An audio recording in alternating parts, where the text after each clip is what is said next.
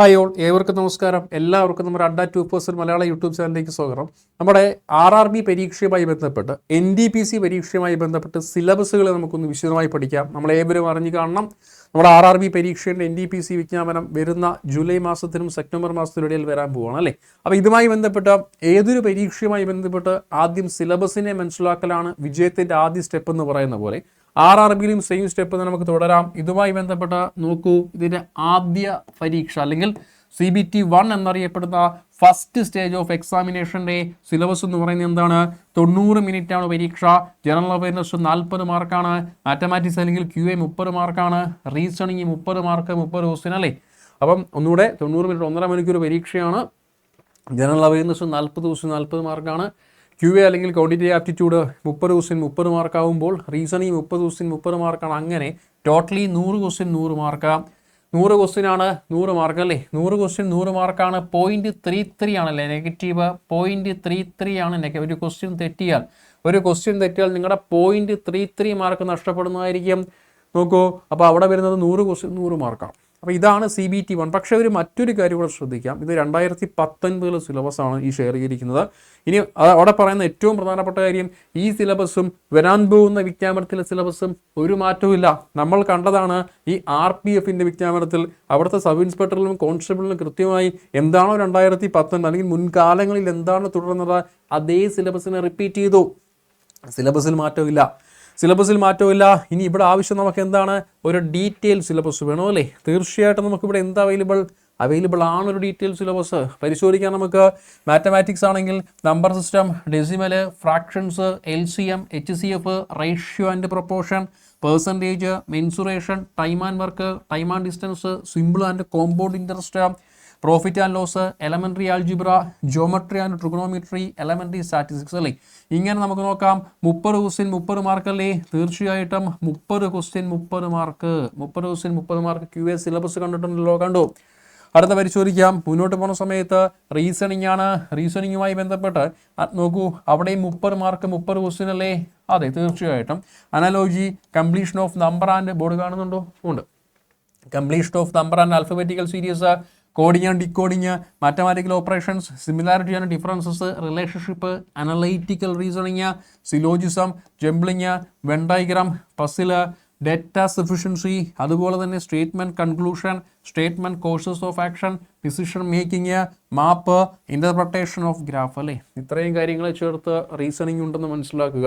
ശേഷം നമുക്ക് ഏറ്റവും പ്രധാനമായി നിങ്ങൾ മനസ്സിലാക്കേണ്ട സിലബസ് GA തന്നെയാണ്. ജനറൽ അവയർനെസ് ആണ്.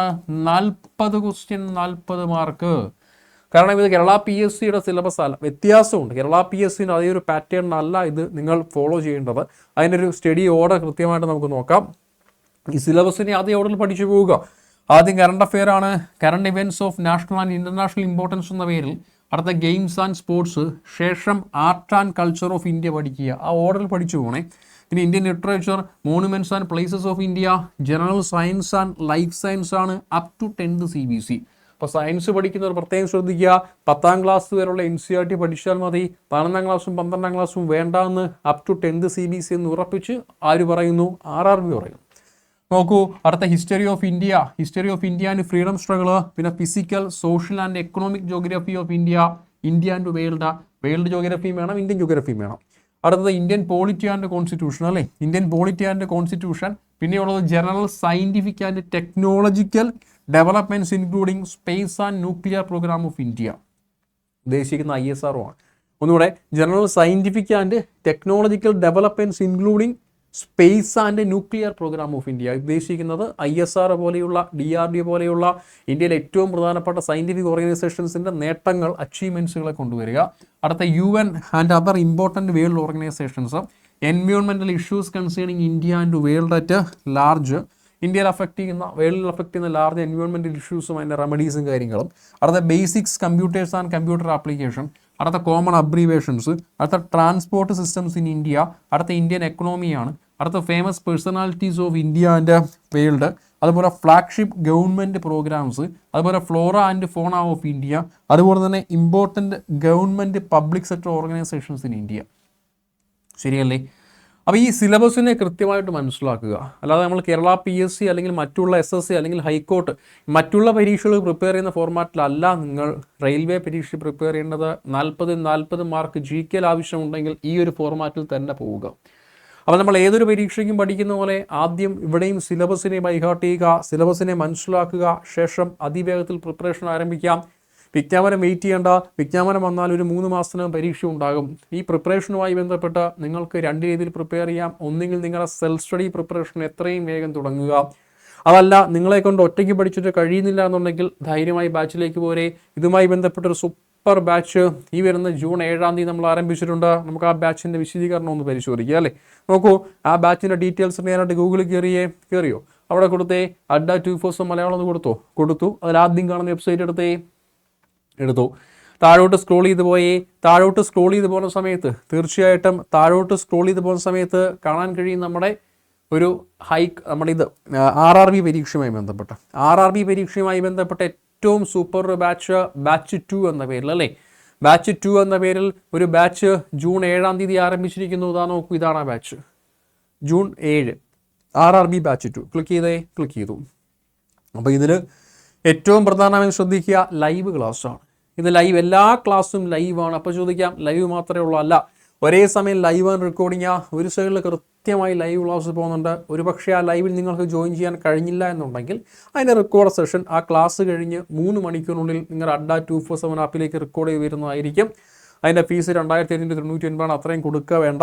പകരം ബൈ നോ ഓപ്ഷൻ ക്ലിക്ക് ചെയ്തു. അപ്പോൾ അങ്ങനെ ക്ലിക്ക് ചെയ്യുന്ന സമയത്ത് ഒരു കൂപ്പൺ കോഡ് ചോദിക്കുന്നുണ്ടോ? നിങ്ങൾ അഡ്ഡ 247 മലയാളത്തിൽ ഏതൊരു കോഴ്സ് പർച്ചേസ് ചെയ്യാനും കൊടുക്കേണ്ട ഒരു സ്ഥിരം ഡിസ്കൗണ്ട് കോഡാണ് ഇത്. കൊടുത്തേ എല്ലോയിൻ്റെ വൈ കൊടുത്തു. ഇനി കൊടുത്തേ 364. എല്ലോയിൻ്റെ വൈ കൊടുക്കുക, ഇനി കൊടുക്കുക 364 എന്ന് കൊടുത്തേ. എല്ലോയിൻ്റെ വൈ കൊടുത്തോ, ഇനി കൊടുത്തേ 364 എന്ന് കൊടുത്തു. ഇനി അപ്ലൈ കൊടുക്കണേ.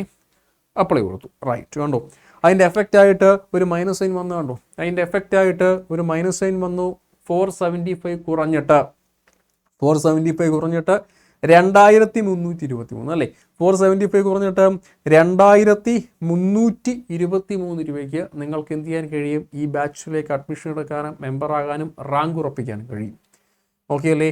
അപ്പോൾ അത് പ്രത്യേകം ശ്രദ്ധിക്കാം. സിലബസിനെ ആദ്യം കൃത്യമായി മനസ്സിലാക്കൽ. ഡീറ്റെയിൽ സിലബസ് ഉണ്ട് നമുക്ക്. അതിനെ കൃത്യമായി മനസ്സിലാക്കൽ, ശേഷം അതിവേഗത്തിൽ പ്രിപ്പറേഷൻ ആരംഭിക്കുക. നിങ്ങളെ കൊണ്ട് ഒറ്റയ്ക്ക് കഴിയുന്നില്ല എന്നുണ്ടെങ്കിൽ ബാച്ചിലേക്ക് പോരുക. അതുപോലെ തന്നെ പ്രത്യേകമായി നിങ്ങൾ ശ്രദ്ധിക്കുക. നോക്കൂ, നിങ്ങൾക്ക് ഈ ഒരു പോസ്റ്റുമായി ബന്ധപ്പെട്ടോ കേരളത്തിൽ ഏതെങ്കിലും ഒരു വിജ്ഞാപനവുമായി ബന്ധപ്പെട്ടോ എന്തെങ്കിലും ആശയക്കുഴപ്പങ്ങളോ ഡൗട്ടോ ഉണ്ടെങ്കിൽ വീഡിയോൻ്റെ കമൻറ്റ് ബോക്സിൽ കമൻറ്റായി ഇടാൻ മറക്കരുത്. കൃത്യമായ റിപ്ലൈ തന്നേക്കാം. അതുപോലെ തന്നെ ശ്രദ്ധിക്കാം, ആ റിപ്ലൈ വരുന്നതിന് മുന്നേ ശ്രദ്ധിക്കേണ്ട ഒരു കാര്യമുണ്ട്. ഏറ്റവും പ്രധാനമായും യൂട്യൂബ് ചാനൽ കൃത്യമായി സബ്സ്ക്രൈബ് ചെയ്യുക. തൊട്ടപ്പുറത്ത് ബെൽ ബട്ടൺ ക്ലിക്ക് ചെയ്ത് വെയിറ്റ് ചെയ്യുകയാണെങ്കിൽ ഇതുപോലെയുള്ള എല്ലാ അപ്ഡേഷൻസും, നിങ്ങളെ എല്ലാ ഡൗട്ടുകളും കൃത്യമായി റിപ്ലൈ, ഇതുപോലെയുള്ള നമ്മുടെ കേരളത്തിലെ എല്ലാ പരീക്ഷകൾ, റാങ്ക് ലിസ്റ്റ്, ഷോർട്ട് ലിസ്റ്റ്, സിലബസിൻ്റെയൊക്കെ എല്ലാ അപ്ഡേഷൻസും അതിവേഗത്തിൽ നിങ്ങളിലേക്ക് എത്തിക്കാം. ഓക്കെ അല്ലേ? അതുപോലെ തന്നെ മറ്റൊരു കാര്യം കൂടെ ശ്രദ്ധിക്കുക, നമ്മുടെ ആപ്പ് അവൈലബിൾ ആണ്. നമ്മുടെ ആപ്പിൾ ഫോണുകളിലും അതുപോലെ തന്നെ ആൻഡ്രോയിഡ് ഫോണുകളിലും കൃത്യമായിട്ട് നമ്മുടെ അഡ്ഡ 247 ആപ്പ് അവൈലബിൾ ആണ്. അത് ഡൗൺലോഡ് ചെയ്താൽ കൃത്യമായി നിങ്ങൾ ക്യൂ സീരീസുകളും കറണ്ട് അഫെയറിൻ്റെ നോട്ടുകളും അതുപോലെ തന്നെ നമുക്ക് എന്ത് ചെയ്യാം, ബാച്ചുകളിലും മെമ്പർ ആകാൻ കഴിയുന്നതായിരിക്കും. ഓക്കെ അല്ലേ? Okay, thank you.